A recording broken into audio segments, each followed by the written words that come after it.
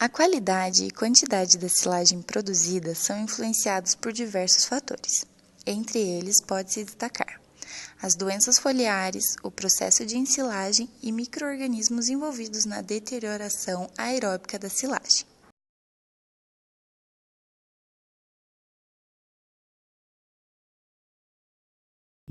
As doenças foliares do milho comprometem o rendimento da silagem, por interferirem no índice de área foliar e produção de massa fresca e seca.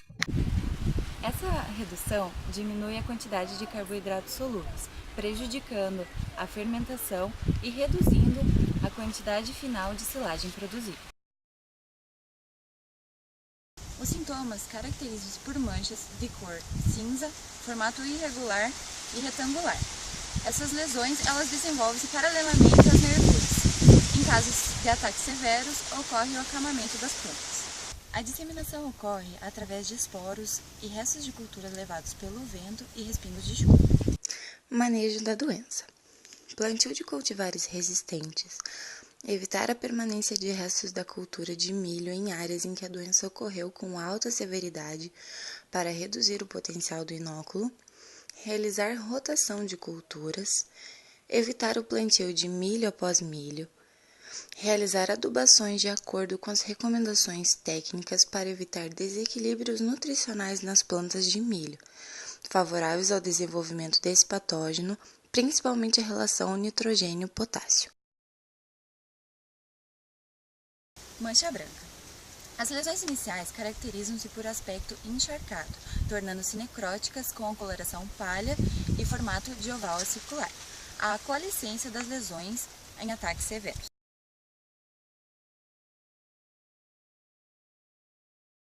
Alta precipitação, alta umidade relativa e temperaturas baixas noturnas são favoráveis à doença. Manejo da doença. Plantio de cultivares resistentes, plantios realizados mais cedo reduzem a severidade da doença e também o uso de prática de rotação de culturas, contribuindo assim para a redução do potencial de inóculo. Ferrugem comum. As pústulas localizam-se principalmente na parte aérea da planta e mais abundantemente nas folhas.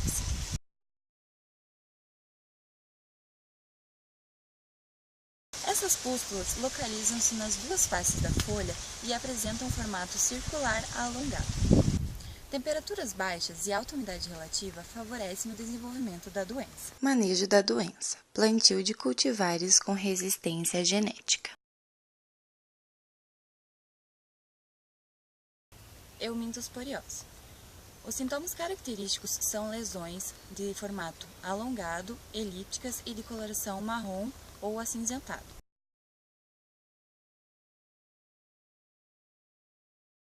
A doença ocorre inicialmente nas folhas inferiores. O patógeno sobrevive em folhas e colmos infectados. A disseminação ocorre pelo transporte de conídeos pelo vento a longas distâncias. Temperaturas moderadas, bem como a presença de orvalhos, são favoráveis à doença. O patógeno tem como hospedeiro o sorgo e o capim-sudão. Manejo da doença. O controle da doença é feito através do plantio de cultivares com resistência genética. A rotação de culturas é também uma prática recomendada para o manejo desta doença. O processo de ensilagem consiste na conservação da forragem através da produção de ácido lático em condições anaeróbicas. A manutenção das condições de anaerobiose de baixo pH garantem o sucesso da forragem conservada, refletindo assim na qualidade e rendimento em quilos por hectare ou litros por unidade animal. Apesar de pouco notadas, são significativas as perdas com deterioração de silagem nas propriedades. Por isso, são necessários cuidados desde o momento de lavoura até o momento de fornecimento da silagem. Momento de corte da silagem.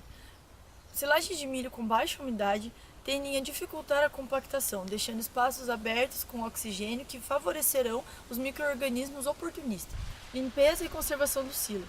Tanto em silos com chão e paredes de terra, quanto silos com infiltrações no concreto, tendem a favorecer a entrada de umidade, que vai comprometer a qualidade da silagem no fundo e laterais do silo, mesmo quando a silagem foi bem feita.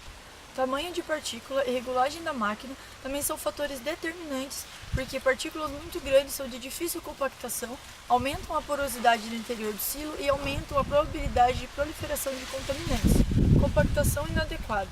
Camadas muito grossas favorecem uma compactação desigual, que deixará espaços na parte de baixo com oxigênio, que proliferará contaminantes e micro-organismos oportunistas. Tempo de conclusão da ensilagem. Demorar demais para fechar o silo deixa as camadas de silagem em contato com o oxigênio por tempo suficiente para desequilibrar a anaerobiose depois de estabelecida e compromete a qualidade do silo antes mesmo de você fechar. Abertura e fechamento do silo. Demorar demais com o silo aberto ou não vedá-lo corretamente na hora de fechá-lo favorece a entrada de oxigênio e desequilibra a anaerobiose estabelecida no momento em que o silo foi fechado.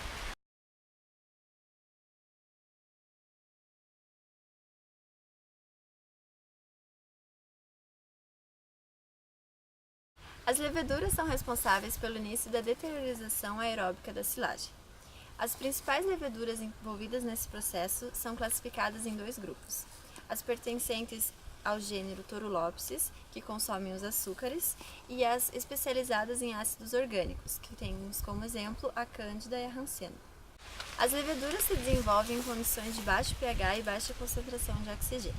Após o fechamento do silo, elas competem com outros micro-organismos pelo substrato. Em regiões próximas à atmosfera, as leveduras têm melhor desenvolvimento e multiplicação, sendo que se espalham dali para o resto do silo durante todo o período de estocagem.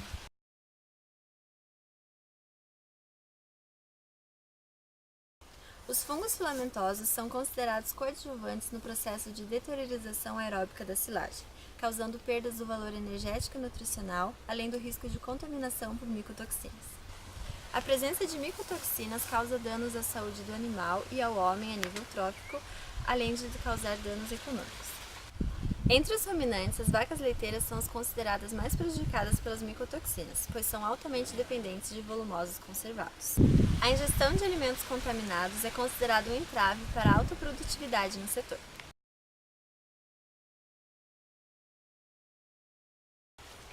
Entre os fungos produtores de micotoxina destacam-se os deltromicetos, representados pelos Aspergillus, Penicillium e Fusarium.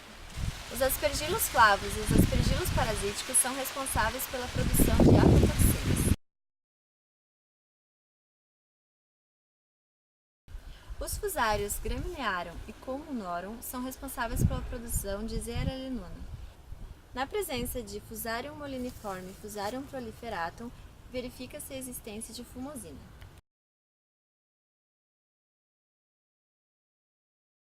As bactérias Clostridium e Bacillus são formadoras de esporos, o que as tornam indesejáveis na produção de alimentos. Esses esporos são resistentes ao alto calor, aos ácidos orgânicos e às enzimas digestivas. A bactéria Bacillus cereus é considerada uma inimiga dos laticínios, pois se desenvolve no leite pasteurizado, inclusive naqueles conservados a baixas temperaturas. Durante a colheita e ensilagem, a cultura é impregnada por partículas de solos contaminadas por Clostridium, tornando a contaminação inevitável. O Clostridium tirobutílicum é a espécie mais conhecida que se desenvolve na fase de fermentação.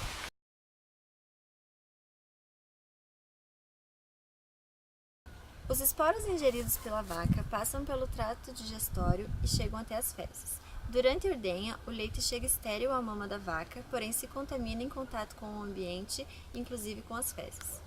Quando o leite produzido pela vaca é destinado para a fabricação de queijos, o problema se agrava, pois os esporos presentes no leite permanecem vivos no queijo. O leite contaminado apresenta um aspecto de inchaço pela produção de hidrogênio e ácido butírico, afetando a textura, odor e o tempo de prateleira do queijo. Doenças foliares.